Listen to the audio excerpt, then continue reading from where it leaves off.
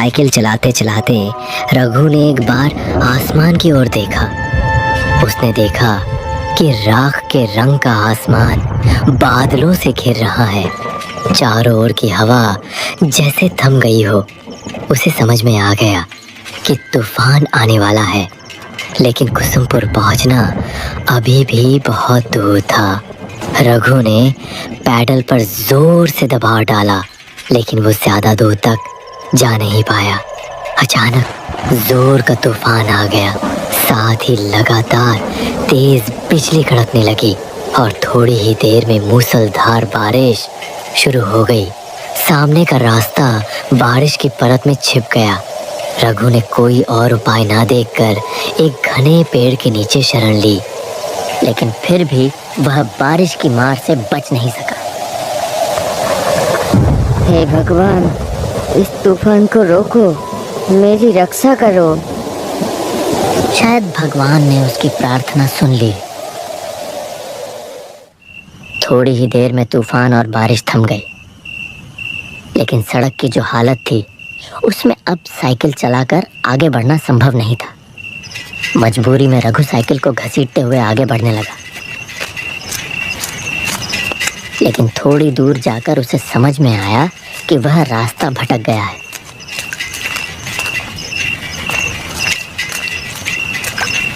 यह रास्ता कुसुमपुर का नहीं है।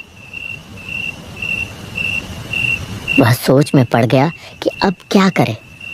तभी उसके कानों में आवाज आई, क्या आप रास्ता भटक गए हैं? रघु चौंक कर देखने लगा। उसने देखा कि धुंधले अंधेरे में एक छाया मूर्ति खड़ी है। कौन हो तुम? मैं रतन हूँ बाबू। लगता है आप रास्ता भटक गए हैं। मेरा मतलब है मुझे कुसुमपुर जाना है, लेकिन नहीं जा पाएंगे। कुसुमपुर जाने वाला रास्ता बंद है। रास्ते में पेड़ गिर गया है। रघु मुसीबत में पड़ गया। वह पागलों की तरह सामने अंधेरे में डूबी सड़क की ओर देखने लगा। यहीं पास में मेरी चाय की दुकान है, चलिए, फिर से बारिश शुरू हो जाएगी। रघु ने आसमान की ओर देखा, फिर हल्के से सिर हिलाकर हामी भर दी। आइए, मेरे साथ आइए। रघु ने अपने दुविधा भरे मन के साथ उसका पीछा किया, और जैसे जैसे वह आगे बढ़ता गया उसे कुछ महसूस होने लगा। जिस वक्त से वह आदमी उसके पास आया है, तभी से रघु को भीगी हवा में किसी जले हुए चीज की गंध आ रही थी। क्या हुआ? जल्दी कीजिए। हाँ, आता हूँ। साइकिल लेकर वह तेजी से आगे बढ़ा। थोड़ी दूर जाते ही उसने एक गांव का पेड़ देखा। पास ही एक झोपड़ी नुमा घर था। वहां किसी हैरिकेन जैसी चीज की लौ जल रही थी। रतन ने फिर से आवाज दी, आइए बाबू, यही मेरी चाय की दुकान है। रघु ने साइकिल को गांव के पेड़ से टिका दिया और झोपड़ी के चौखट पर आकर खड़ा हो गया। उसने देखा कि एक तरफ एक चूल्हा है और उसके चारों ओर चाय बनाने का सामान रखा है। रघु हैरान हो गया यह सोचकर कि इतनी सुनसान जगह पर इस चाय की दुकान में आखिर चाय पीने कौन आता होगा। रतन एक मोड़ा ले आया। बैठिए बाबूजी, मैं चाय लाता हूँ। रघु अपनी गोद में रखे थैले को कसकर पकड़कर बैठ गया। बाहर फिर से तूफान शुरू हो रहा था। बिजली चमक रही थी और गड़गड़ाहट के साथ कड़क रही थी। ये लीजिए चाय, आप बहुत भीग गए हैं, ये पीजिए, अच्छा लगेगा। इतनी जल्दी चाय बनाकर ले भी आया। हैरानी की बात थी, हल्की हल्की बारिश शुरू हो गई।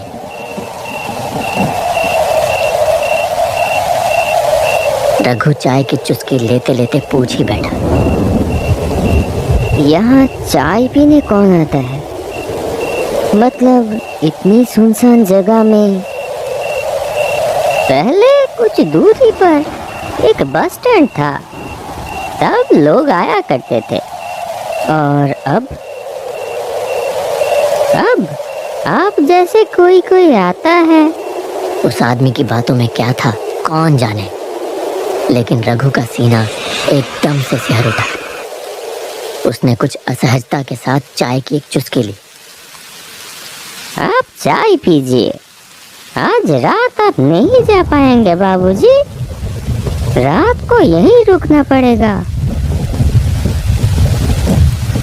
रघु ने देखा कि बारिश की बूंदें अब और भी तेज हो गई हैं।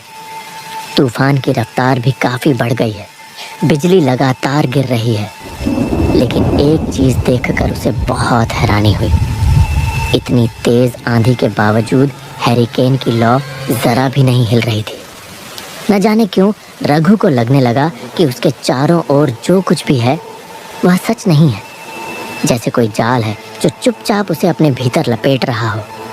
बैग में रखे हुए इतने सारे पैसे, उसका सीना एक बार फिर धक धक करने लगा।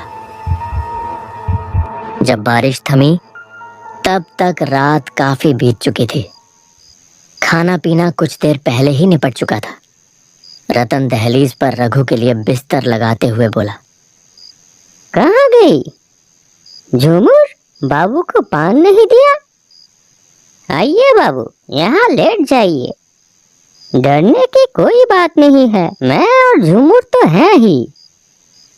रघु ने हल्के से सिर तो हिलाया, लेकिन उसके सीने में एक बार फिर से टीस सी उठी, जैसे उसकी छाती के भीतर कोई धीरे धीरे उसे कुछ समझाने की कोशिश कर रहा हो।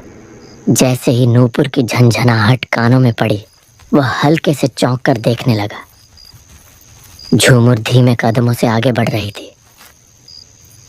उसकी आंखों में जैसे कोई खास इशारा था जो उसने रतन की ओर किया। रतन ने भी जरा सा गर्दन हिलाकर कुछ जताया। यह बात रघु की नजरों से छुपी नहीं रही। लीजिए बाबू, पान। पान? मेरा मतलब है खाइए खाइए। झूमर के हाथ के पान खा के आप जिंदगी भर नहीं भूल पाएंगे।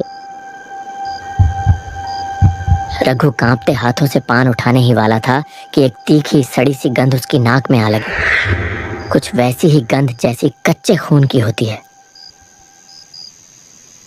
अचानक आई एक तेज हवा के झोंके से झूमर के सिर की ओढ़नी सरक गई, और जो दृश्य रघु ने देखा उसे देखकर उसका खून जैसे जम ही गया। झूमर के गले पर खून की एक लकीर थी। वहां से एक पतली धार बह रही थी। झूमर ने तेजी से अपनी ओढ़नी ठीक की और पलक झपकते ही गायब हो गई। रघु ने जैसे मशीन की तरह पान को मुंह में डाल लिया।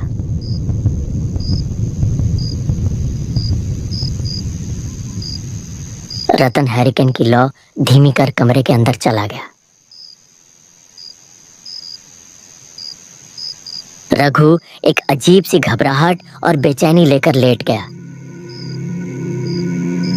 रात गहरी और शांत थी।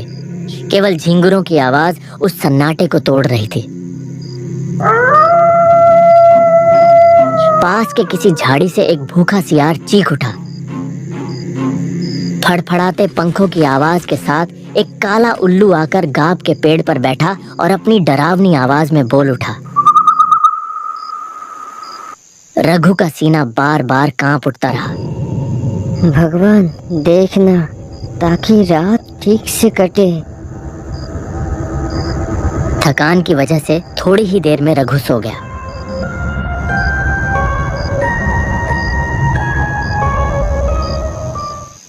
अचानक एक डरावनी चीख चारों ओर गूंज उठी।